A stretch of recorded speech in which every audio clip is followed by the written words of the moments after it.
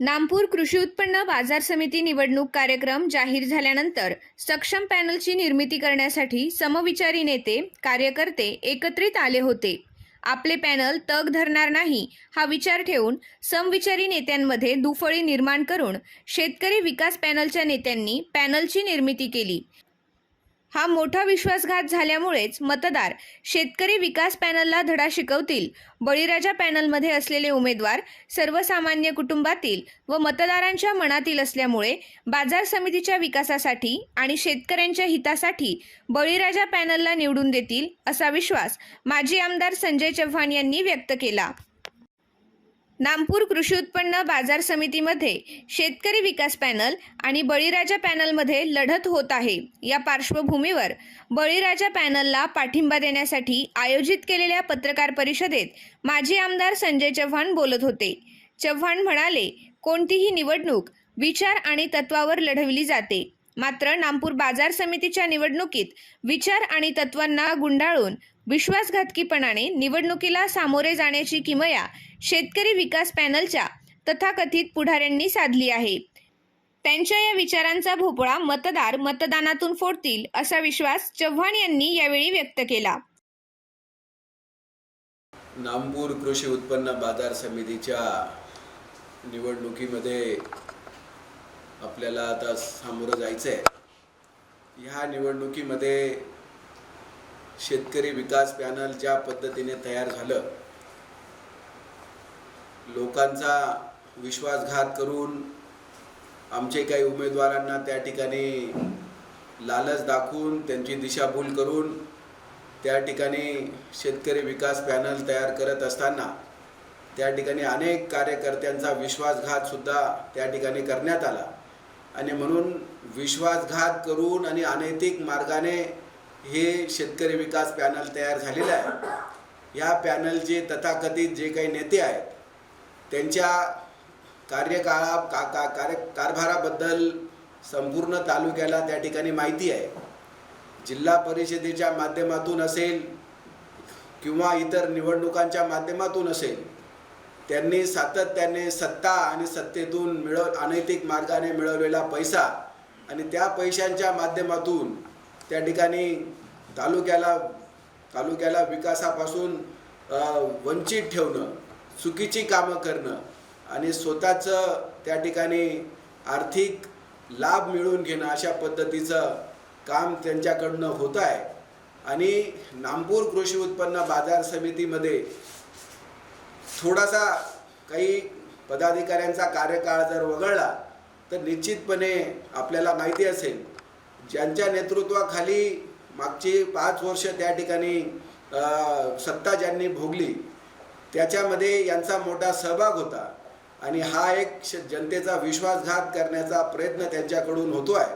आणि म्हणून माझी शेतकरी बांधवांना आणि मतदारांना विनंती आहे की बळीराजा पॅनलला त्या ठिकाणी बहुमताने निवडून द्या आणि चांगलं काम करण्याला त्या ठिकाणी शेतकऱ्यांना ज्या काही सुविधा निर्माण करून द्यायच्या आहेत त्याच्यासाठी या बळीराजा पॅनलला मदत करा, ही विनंती या निमित्ताने मी करायला आलेलो आहे.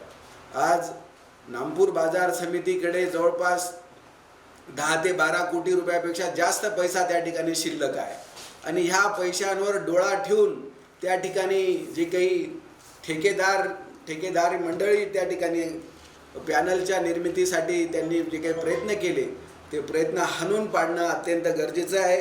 आणि मला खात्री आहे की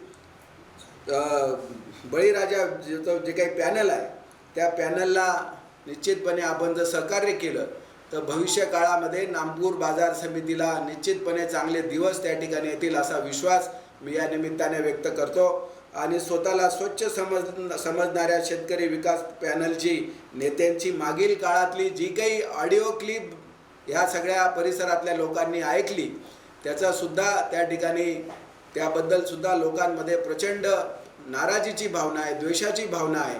आणि म्हणून अशा लोकांना सत्तेपासून दूर ठेवण्यासाठी सर्वांनी सहकार्य करणं अत्यंत गरजेचं आहे असं मला वाटतं. आणि म्हणून मी आपल्याला या व्हिडिओच्या द्वारे या माध्यमातून आपल्याला एक विनंती करतो की बळीराजा पॅनलला त्या ठिकाणी त्या उमेदवारांना सगळ्यांना प्रचंड मतांनी विजयी करावं ही विनंती करतो.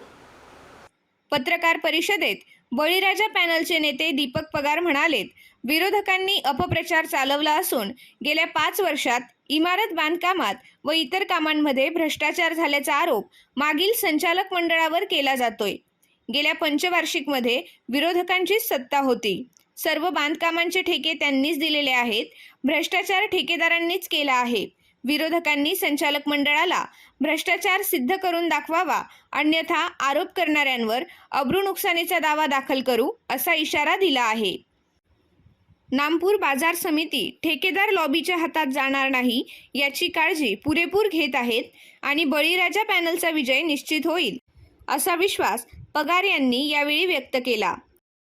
आम्ही आमच्या पद्धतीने बऱ्याचशा ठिकाणी चांगल्या पद्धतीचं काम करतोय आणि त्याचबरोबर आपण आपली संस्कृती काय ही पूर्ण महाराष्ट्राला दाखवून दिलेली आहे. तुमच्या क्लिप ज्या आहेत त्या क्लिप किती प्रकारच्या आहेत आणि कशा आहेत हे सगळ्या समाजाला माहिती आहे. आणि आपण जर म्हणतात की हे एवढा भ्रष्टाचार केला तर सिद्ध करून दाखवा, नाही तर तुमच्यावर आब्रू नुकसानीचा दावा सुद्धा दाखल करायला आम्ही मागे पुढे पाहणार नाही. ही भूमिका आमची सगळ्या संचालकाच्या माध्यमातून राहील. कारण या शेतकऱ्याच्या पोराशी याच्या बाप कोणी राजकारणी नाही, याचा भाऊ कोणी जिल्हा परिषद सदस्य नाही, याचा भाऊ कोणी आमदार नाही, याचा कोणी बाप खासदार नाही, यांना कुठलीही पार्श्वभूमी राजकारणाची नाही. त्यामुळे टीका टिप्पणी करताना गरिबाच्या पोरावर टीका करत असताना स्वतः किती तांदळाने धुतलेला आहात ते आधी बघावं आणि त्याच्यानंतर. आणि माझ्या शेतकऱ्याच्या गरीब जे आदिवासी लोक आमच्या पॅनलमध्ये बळीराजा पॅनलमध्ये जे समाविष्ट झालेले आहेत त्या लोकांचे बॅनर फाडण्याचं महापाप काही तिथं करतायत. तर माझं पोलिसांना या मीडियाच्या माध्यमातून जाहीर आव्हान आहे की अशा गुंडांना या परिसरातून हाकललं पाहिजे. यांचा कुठेही या बाजार समितीशी संबंध नाही, यांचा कुठेही दूरपर्यंत रोल नाही, हे इथले सभासद नाही या बाजार समितीमध्ये.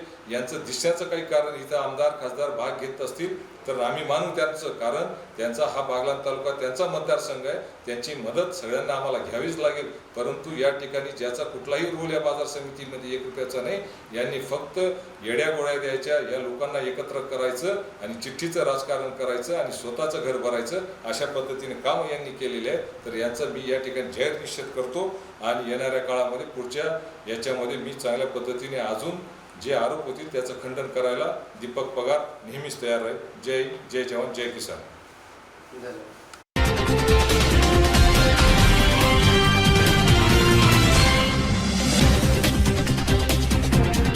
I